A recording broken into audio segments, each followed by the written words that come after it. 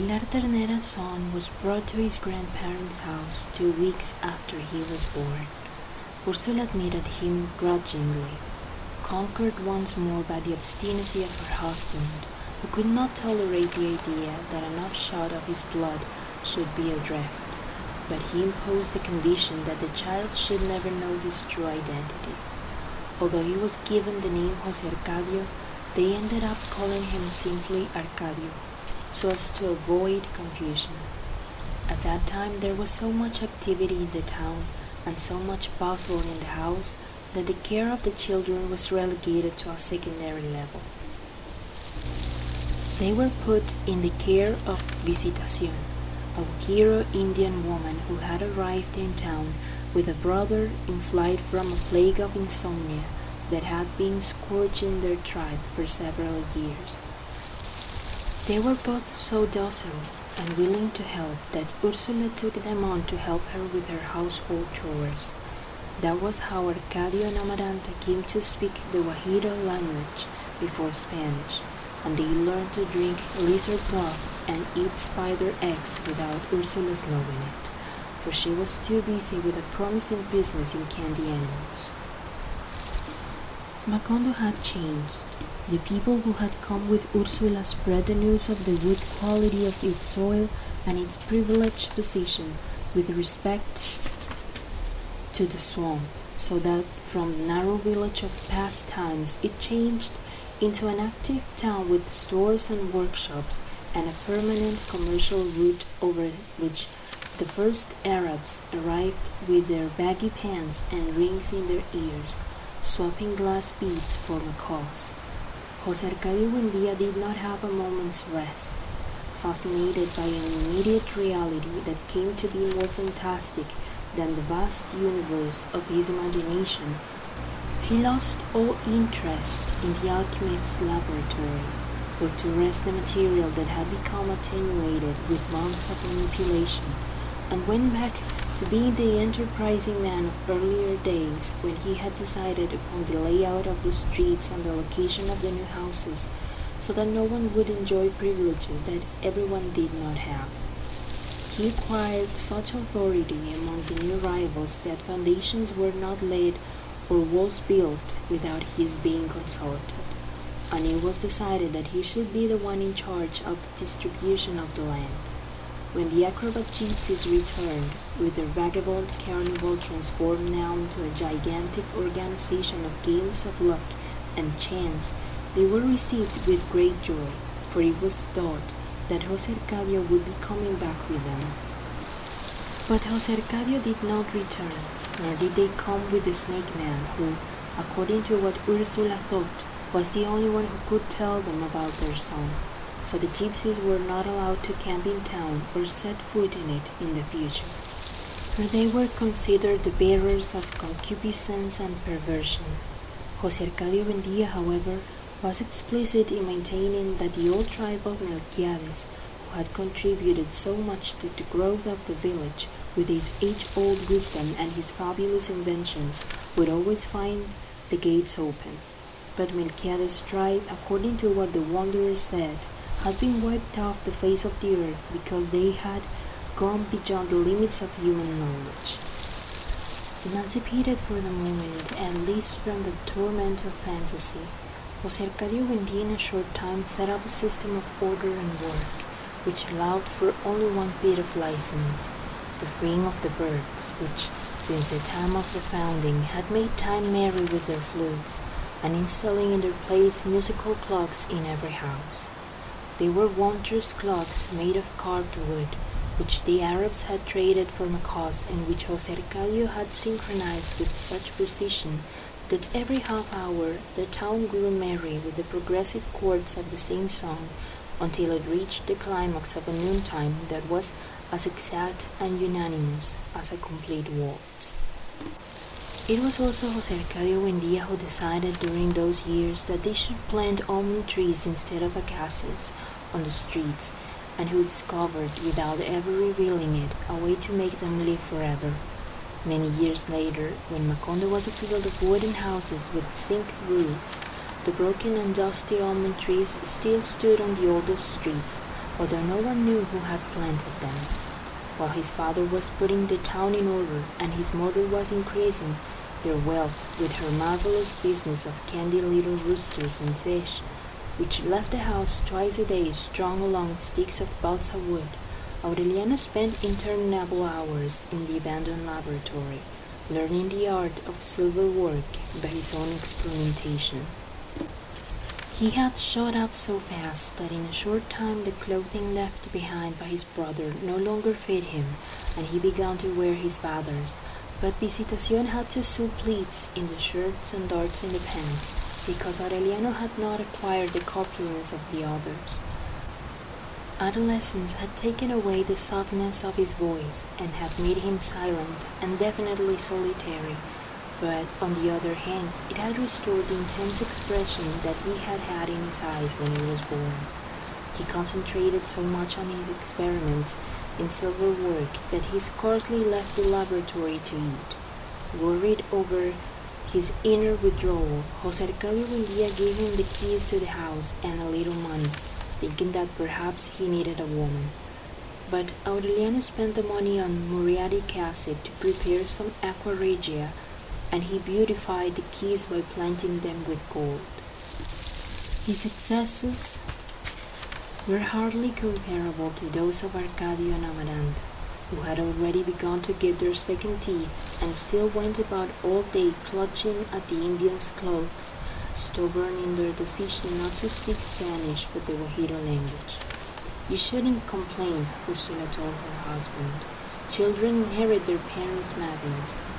And as she was lamenting her misfortune, convinced that the wild behavior of her children was something as fearful as a pig's tail, Aureliano gave her a look that wrapped her in an atmosphere of uncertainty.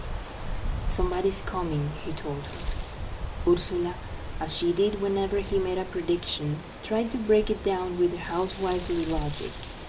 It was normal for someone to be coming. Dozens of strangers came through Macondo every day without arousing suspicion or secret ideas. Nevertheless, beyond all logic, Aureliano was sure of his prediction. "I don't know who it will be," he insisted, "but whoever it is already on the way." That Sunday, in fact, Rebecca arrived. She was only 11 years old.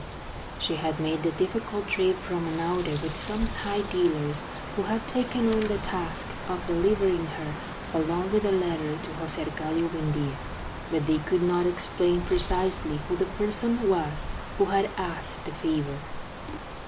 Her entire baggage consisted of a small trunk, a little rocking chair with small hand-painted flowers, and a canvas sack which kept making a clock clock clock sound where she carried her parents' bones. The letter addressed to José Arcadio Buendía was written in very warm terms by someone who still loved him very much in spite of time and distance, and who felt obliged by a basic humanitarian feeling to do the charitable thing and send him that poor unsheltered orphan, who was a second cousin of Ursula's, and consequently also relative of José Arcadio Buendía, although farther removed, because she was the daughter of that unforgettable friend Nicanor Ulloa and his very worthy wife, Rebecca Montiel.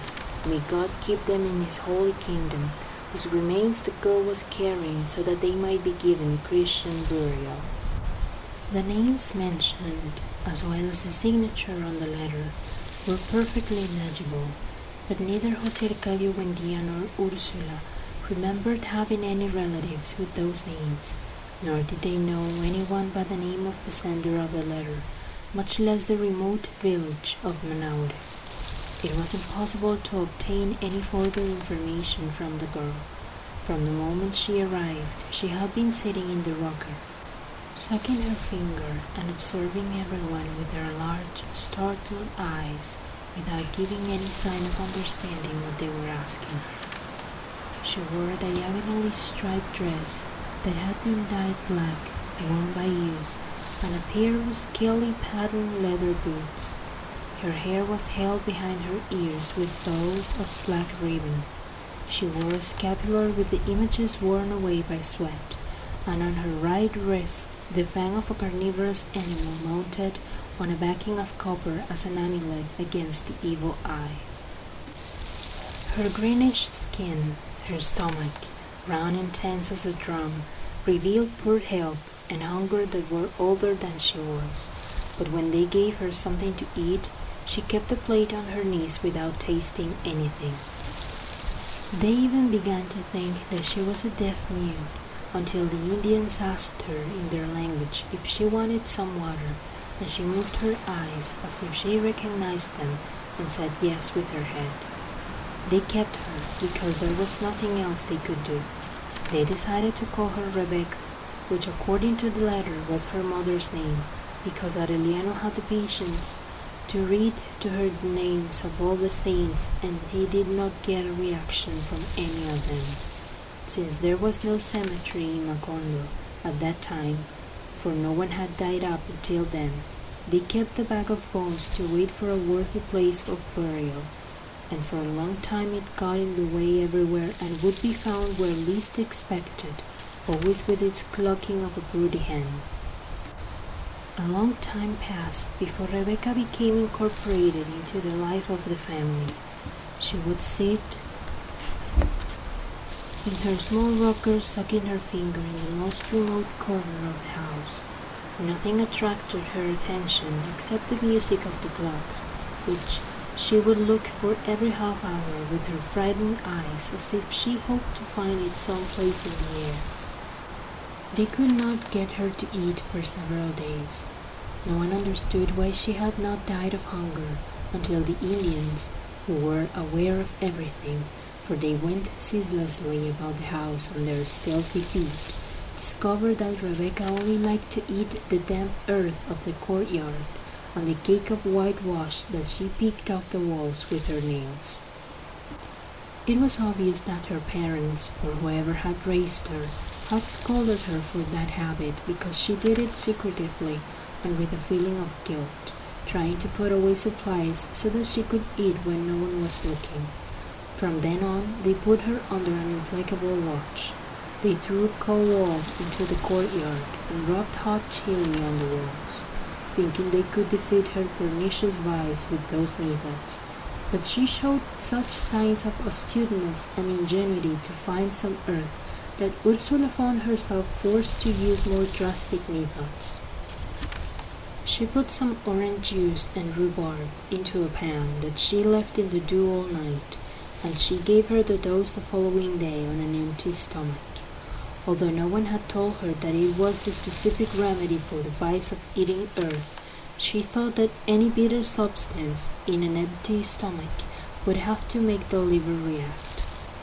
Rebecca was so rebellious and strong in spite of her frailness that they had to tie her up like a calf to make her swallow the medicine, and they could barely keep back her kicks or bear up under the strange hieroglyphics that she alternated with her bites and spitting, and that, according to what the scandalized Indians said, were the vilest obscenities that one could ever imagine in their language.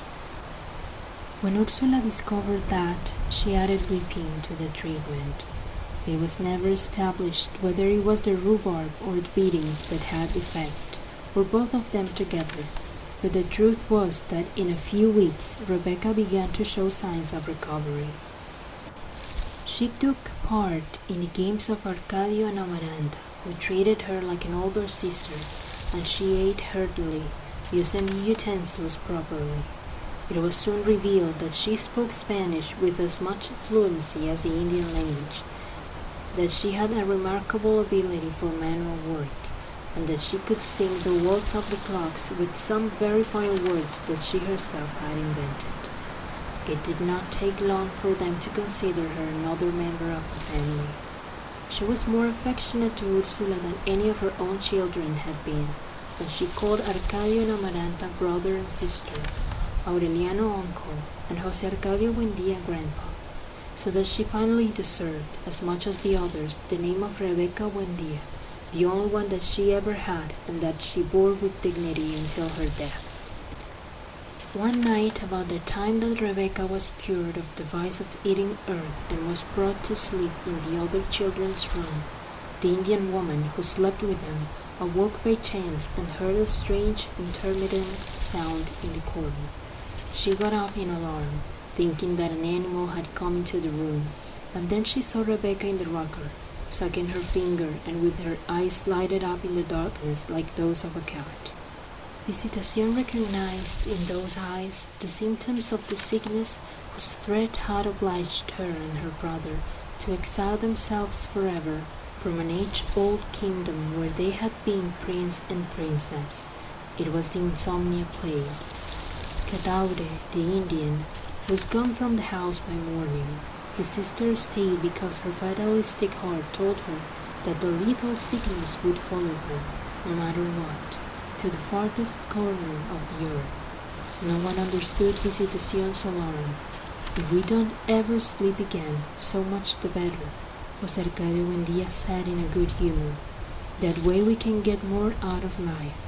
But the Indian woman explained that the most fearsome part of the sickness of insomnia was not the impossibility of sleeping, for the body did not feel any fatigue at all, but its inexorable evolution toward a more critical manifestation, a loss of memory. She meant that when the sick person became used to his state of vigil, the recollection of his childhood began to be erased from his memory, then the name and notion of things, and finally the identity of people and even the awareness of his own being, until he sank into a kind of idiocy that had no past.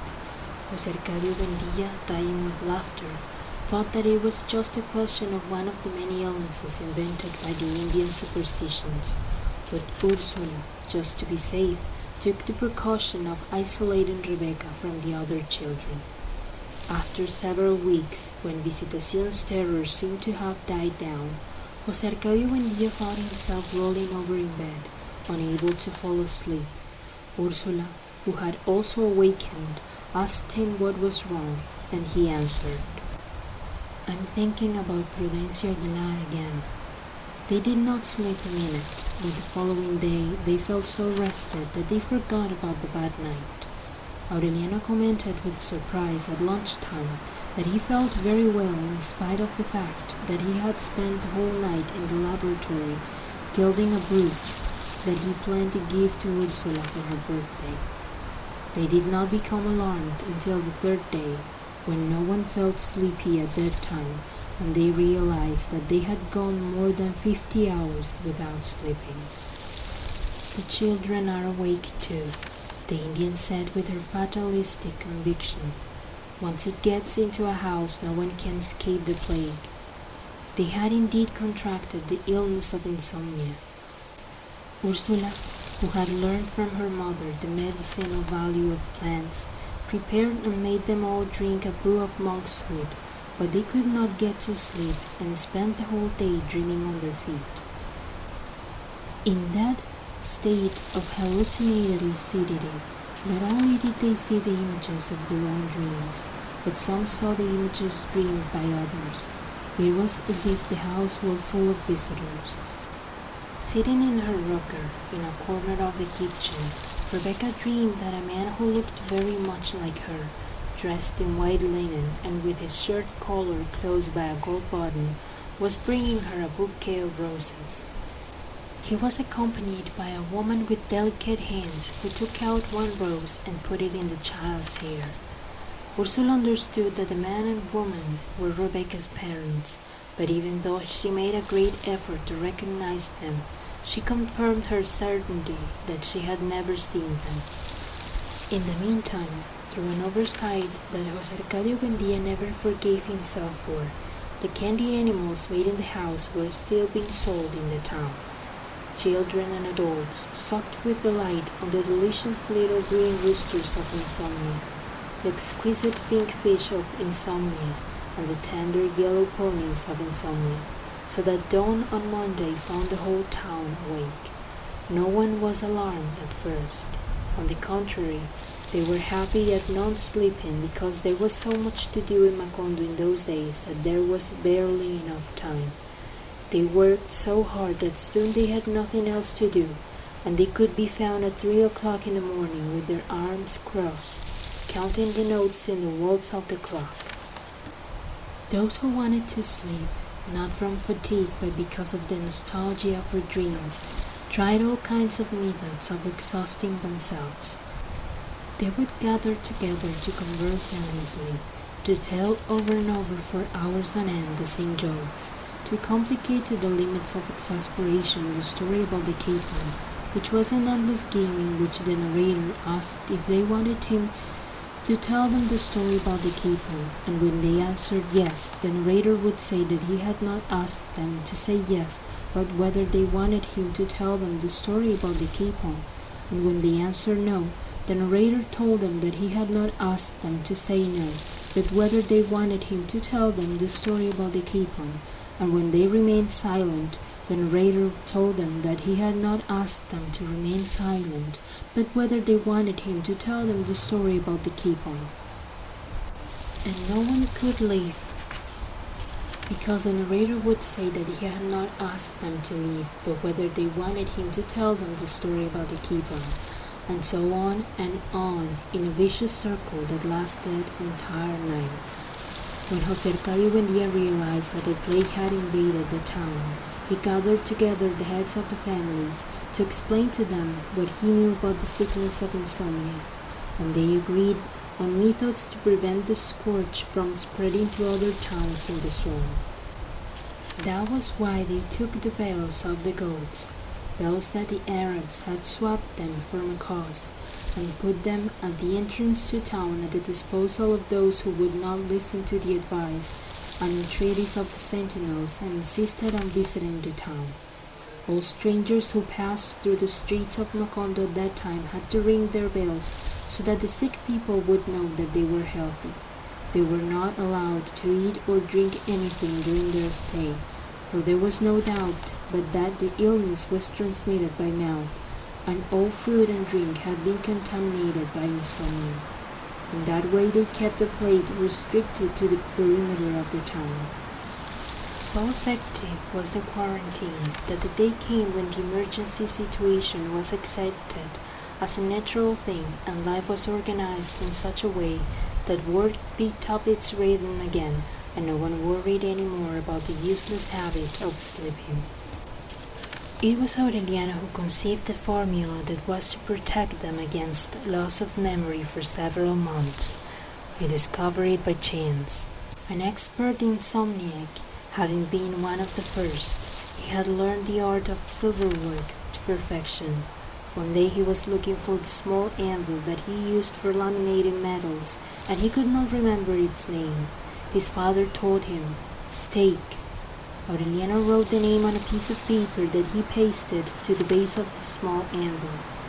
Steak. In that way he was sure of not forgetting it in the future. It did not occur to him that this was the first manifestation of a loss of memory, because the object had a difficult name to remember. But a few days later he discovered that he had trouble remembering almost every object in the laboratory. Then he marked them with their respective names, so that all he had to do was read the inscription in order to identify them.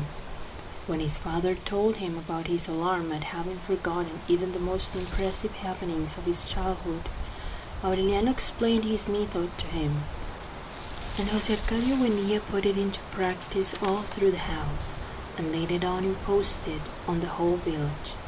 With an inked brush he marked everything with its name: table, chair, clock, door, wall, bed, pan. He went to the corral and marked the animals and plants: cow, goat, pig, hen, cassava, caladium, banana.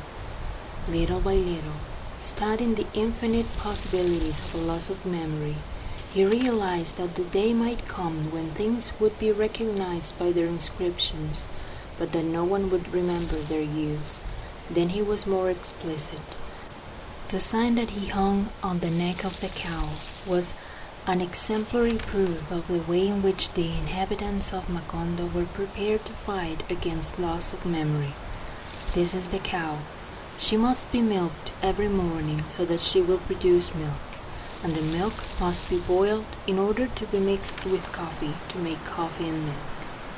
Thus they went on living in a reality that was slipping away, momentarily captured by words, but which would escape irremediably when they forgot the values of the written letters.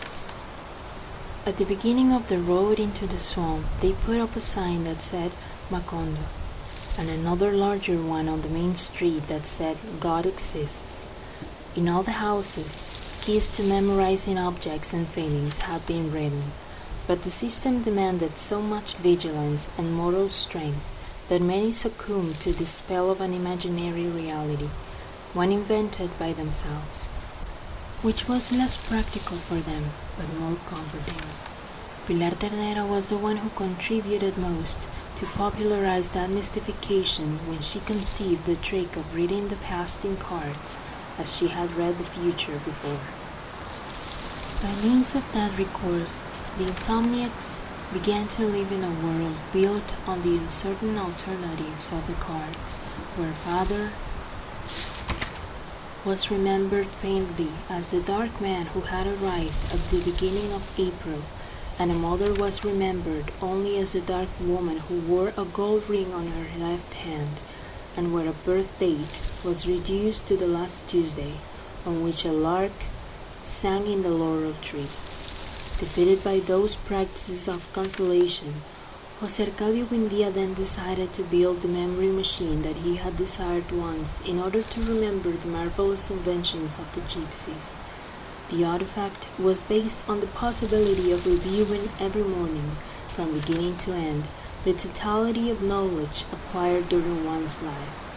He conceived of it as a spinning dictionary that a person placed on the axis could operate by means of a lever, so that in every few hours there would pass before his eyes the notions most necessary for life. He had succeeded in writing almost 14,000 entries, when along the road from the swamp a strange-looking old man with the sad slipper's bell appeared, carrying a bulging suitcase tied with a rope, and pulling a cart covered with black cloth. He went straight to the house of José Arcadio Buendía. Visitación did not recognize him when she opened the door, and she thought he had come with the idea of selling something, unaware that nothing could be sold in a town that was sinking irrevocably into the quicksand of forgetfulness. He was a decrepit man, although his voice was also broken by uncertainty, and his hands seemed to doubt the existence of things. It was evident that he came from the world where men could sleep and remember. José Arcadio Buendía found him sitting in the living room, fanning himself with a patched black hat, as he read with compassionate attention the signs pasted to the walls. He greeted him with a broad show of affection, afraid that he had known him at another time and that he did not remember him now. But the visitor was aware of his falseness.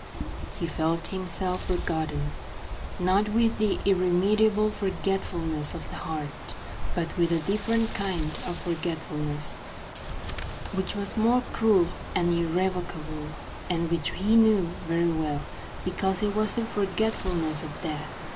Then he understood. He opened the suitcase crammed with indecipherable objects, and from among them he took out a little case with many flasks.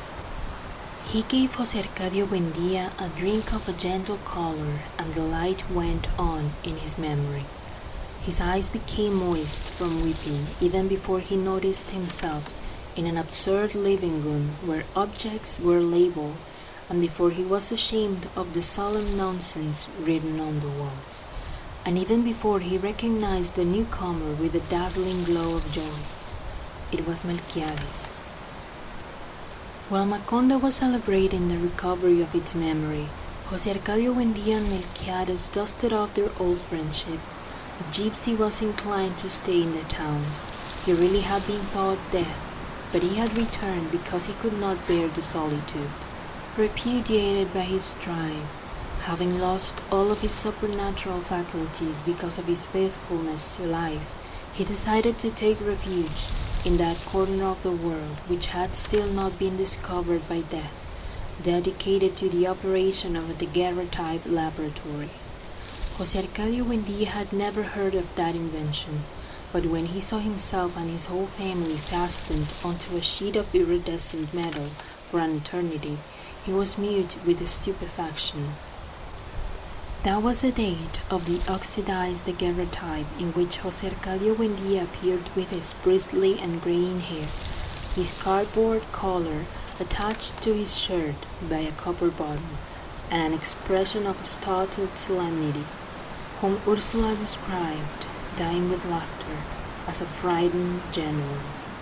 Jose Arcadio Buendía was, in fact, frightened of that clear December morning when the daguerreotype was made, for he was thinking that people were slowly wearing away, while his image would endure on a metallic plate. Through a curious reversal of custom, it was Ursula who got that idea out of his head, and it was also she who forgot her ancient bitterness and decided that Melquiades would stay on in the house, although she never permitted them to make a daguerreotype of her, because, according to her very words, she did not want to survive as a laughing-stock for her grandchildren. That morning, she dressed the children in their best clothes, powdered their faces, and gave a spoonful of marrow syrup to each one, so that they would all remain absolutely motionless during the nearly 2 minutes in front of Melquiades' fantastic camera. In the family daguerreotype, the only one that ever existed, Aureliano appeared dressed in black velvet between Amaranta and Rebecca. He had the same languor and the same clairvoyant look that he would have years later as he paced the firing squad, but he still had not sensed the premonition of his fate. He was an expert silversmith, praised all over the swampland for the delicacy of his work. In the workshop, which he shared with Melquiades' mad laboratory, he could barely be heard breathing. He seemed to be taking refuge in some other time, while his father and the gypsy, with shouts, interpreted the predictions of Nostradamus amidst a noise of flasks and trays, and the disaster of spilled acids and silver bromide that was lost in the twists and turns it gave at every instant. That dedication to his work, the good judgment with which he directed his attention, had allowed Aureliano to earn in a short time more money than Ursula had with her delicious candy fauna. But everybody thought it strange that he was now a full-grown man and had not known a woman. It was true that he had never had one. Several months later saw the return of Francisco de Man, an ancient vagabond who was almost 200 years old, and who frequently passed through Macondo distributing songs that he composed himself.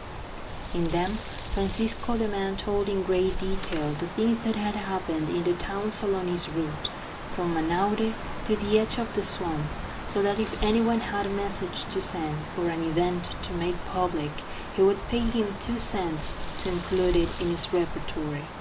That was how Ursula learned of the death of her mother, as a simple consequence of listening to the songs in the hope that they would say something about her son Jose Arcadio. Francisco de Man, called that because he had once defeated the devil in a duel of improvisation, and whose real name no one knew, disappeared from Macondo during the insomnia plague, and one night he reappeared suddenly in Catarino's store. The whole town went to listen to him to find out what had happened in the world. On that occasion, there arrived with him a woman who was so fat that 4 Indians had to carry her in a rocking chair, an adolescent mulatto girl with a forlorn look who protected her from the sun with an umbrella. Aureliano went to Catarino's store that night. He found Francisco de Man, like a monolithic chameleon, sitting in the midst of a circle of bystanders. He was singing the news with his old, out-of-tune voice, accompanying himself with the same archaic accordion that Sir Walter Raleigh had given him in the Guianas, and keeping time with his great walking feet that were cracked from saltpeter. In front of a door at the rear through which men were going and coming, the matron of the rocking chair was sitting and fanning herself in silence. Catarino, with a felt rose behind his ear, was selling the gathering mugs of fermented cane juice, and he took advantage of the occasion to go over to the man and put his hand on them where he should not have. Toward midnight, the heat was unbearable. Aureliano listened to the news to the end without hearing anything that was of interest to his family. He was getting ready to go home when the matron signaled him with her hand. "You go in too," she told him. "It only costs 20 cents. Aureliano threw a coin into the hopper that the matron had in her lap and went into the room without knowing why. The adolescent mulatto girl, with her small beach steeds, was naked on the bed. Before Aureliano, 63 men had passed through the room that night. From being used so much, kneaded with sweat and sighs, the air in the room had begun to turn to mud. The girl took off the soaked sheet and asked Aureliano to hold it by one side. It was as heavy as a piece of canvas. They squeezed it, twisting it at the ends until it regained its natural weight. They turned over the mat, and the sweat came out of the other side. Aureliano was anxious for that operation never to end. He knew the theoretical mechanics of love, but he could not stay on his feet because of the weakness of his knees, and although he had goose pimples on his burning skin, he could not resist the urgent need to expel the weight of his bowels. When the girl finished fixing up the bed and told him to get undressed, he gave her a confused explanation. "They made me come in. They told me to throw 20 cents into the hopper and hurry up." The girl understood his confusion. "If you throw in 20 cents more when you go out, you can stay a little longer," she said softly. Aureliano got undressed, tormented by shame, unable to get rid of the idea that his nakedness could not stand comparison with that of his brother. In spite of the girl's efforts, he felt more and more indifferent and terribly alone. "I'll throw in another 20 cents, he said with a desolate voice. The girl thanked him in silence. Her back was raw. Her skin was stuck to her ribs, and her breathing was forced because of an immeasurable exhaustion. 2 years before, far away from there, she had fallen asleep without putting out the candle and had awakened surrounded by flames. The house where she lived with her grandmother, who had raised her, was reduced to ashes. Since then, her grandmother carried her from town to town, putting her to bed for 20 cents in order to make up the value of the burnt house. According to the girl's calculations, she still had 10 years of 70 men per night, because she also had to pay the expenses of the trip and food for both of them, as well as the pay of the Indians who carried the rocking chair. When the matron knocked on the door the second time, Aureliano left the room without having done anything, troubled by a desire to weep. That night he could not sleep, thinking about the girl with a mixture of desire and pity. He felt irresistible need to love her and protect her. At dawn, worn out by insomnia and fever, he made the calm decision to marry her in order to free her from the despotism of her grandmother and to enjoy all the nights of satisfaction that she would give the 70 men. But at 10 o'clock in the morning, when he reached Catarino's store, the girl had left town. Time mitigated his mad proposal, but it aggravated his feelings of frustration. He took refuge in work. He resigned himself to being a womanless man for all his life in order to hide the shame of his uselessness. In the meantime, Melquiades had printed on his plates everything that was printable in Macondo, and he left the daguerreotype laboratory to the fantasies of José Arcadio Buendía, who had resolved to use it to obtain scientific proof of the existence of God.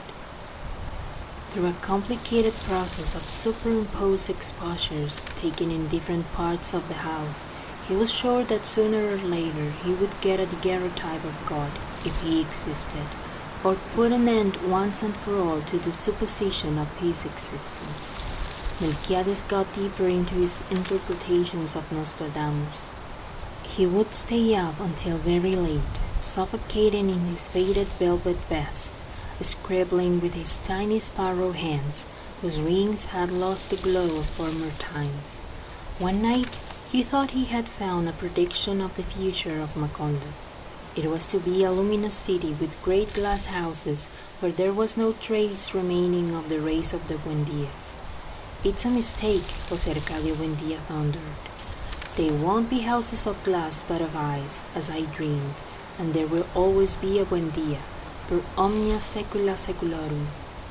Ursula fought to preserve common sense in that extravagant house, having broadened her business of little candy animals with an oven that went all night turning out baskets and more baskets of bread, and a prodigious variety of puddings, meringues, and cookies, which disappeared in a few hours on the roads winding through the swamp.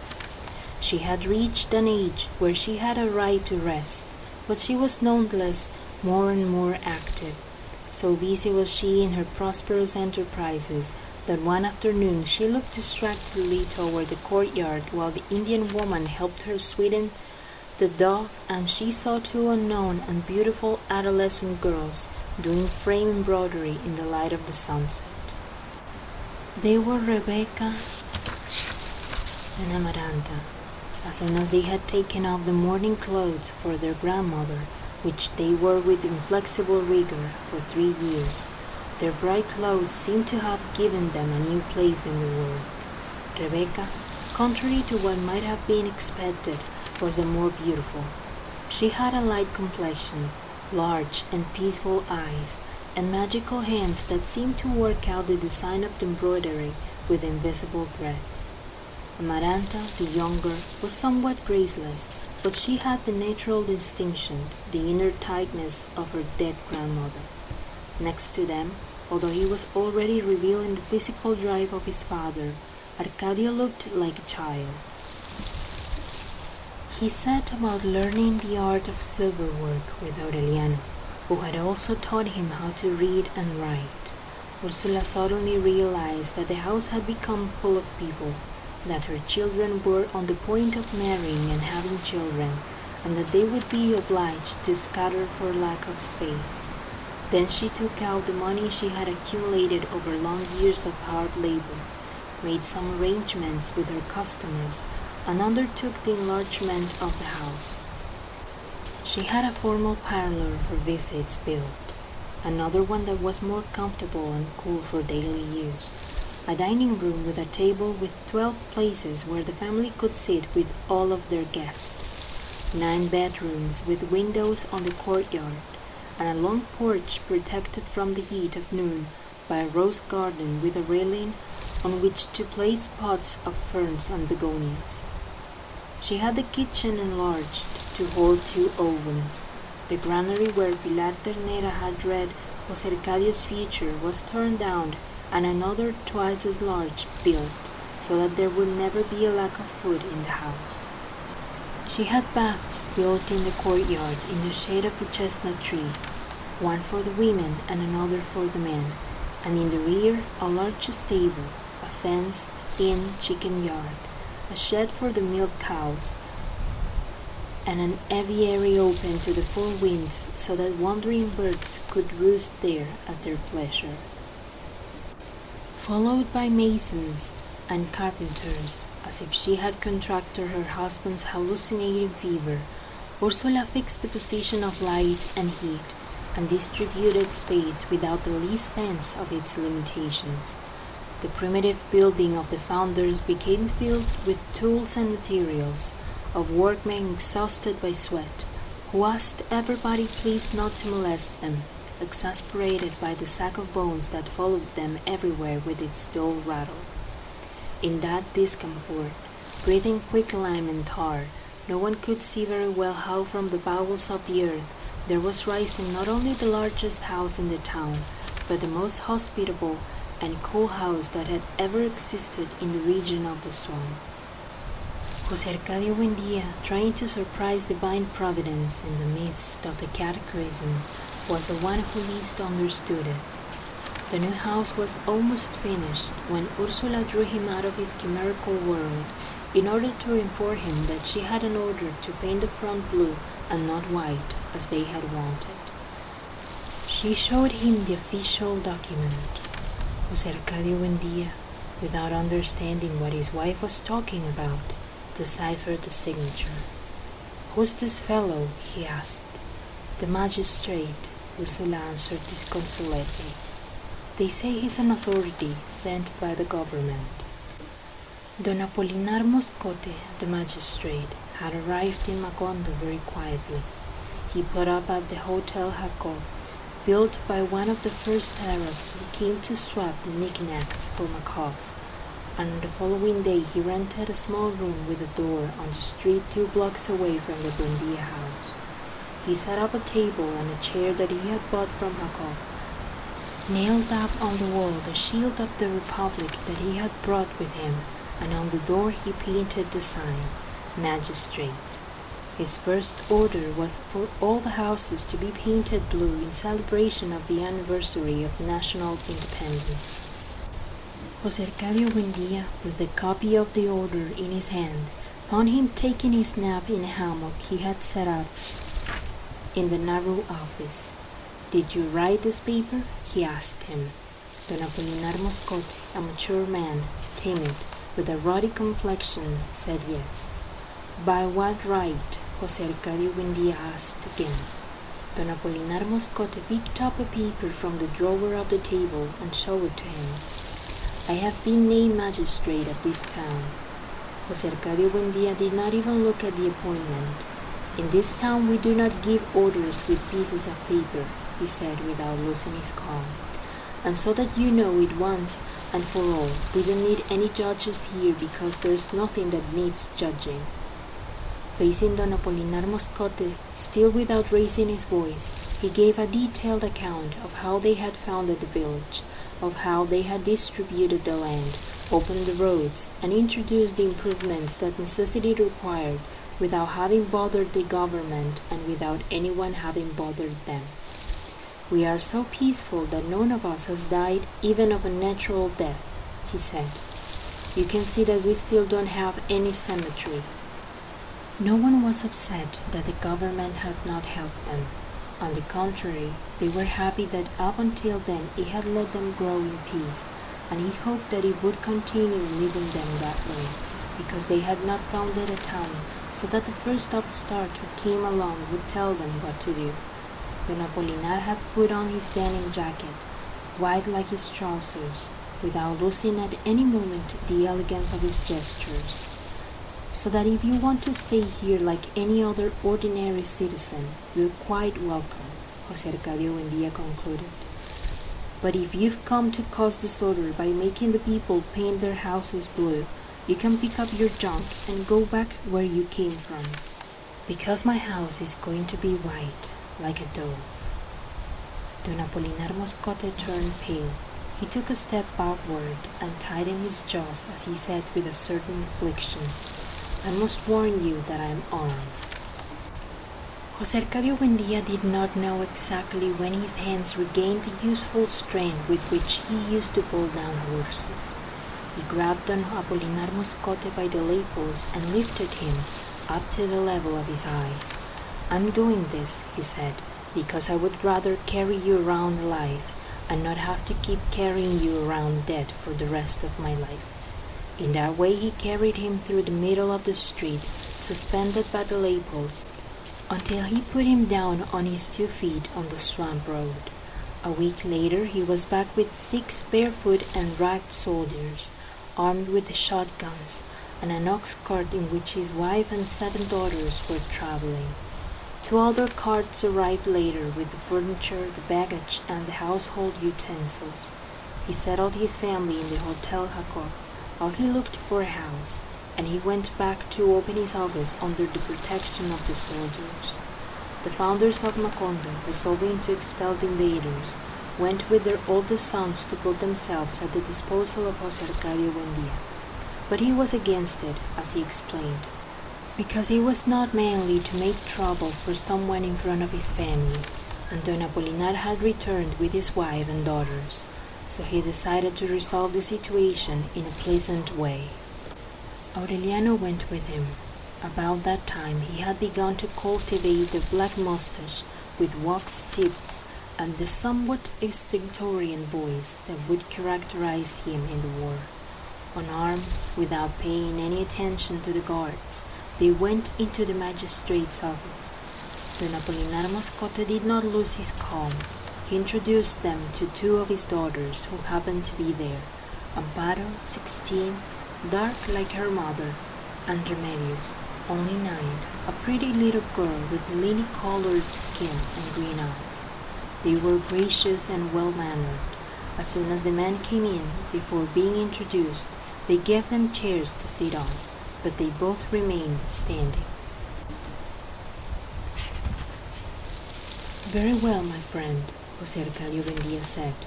"You may stay here, not because you have those bandits with shotguns at the door, but out of consideration for your wife and daughters."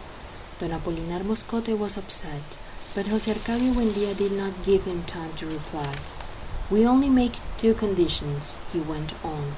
"The first, that everyone can paint his house the color he feels like. The second, that the soldiers leave at once. We will guarantee order for you." The magistrate raised his right hand with all the fingers extended. "Your word of honor?" "The word of your enemy," José Arcadio Buendía said, and he added in a bitter tone, "because I must tell you one thing, you and I are still enemies." The soldiers left that same afternoon. A few days later, José Arcadio Buendía found a house for the magistrate's family. Everybody was at peace except Aureliano. The image of Remedios, the magistrate's younger daughter, who because of her age could have been his daughter, kept paining him in some part of his body. It was a physical sensation that almost bothered him when he walked, like a pebble in his shoe.